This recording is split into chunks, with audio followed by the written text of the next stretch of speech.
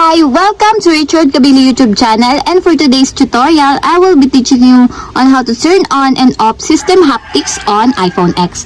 But first, kindly subscribe to this channel and don't forget to hit the subscribe button and the bell to notify you for the new updates. And let's start. Using your iPhone X from your home screen, first go to Settings.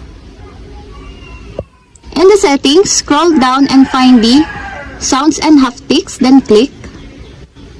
Then in the Sounds and Haptics, scroll down again and find the System Haptics at the lower part of the settings.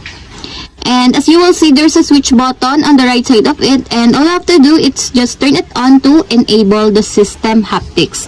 And it is now enabled. And if you want to disable, just turn again the switch button to disable or turn off. And that's it. We have successfully turned on and off system haptics on iPhone X.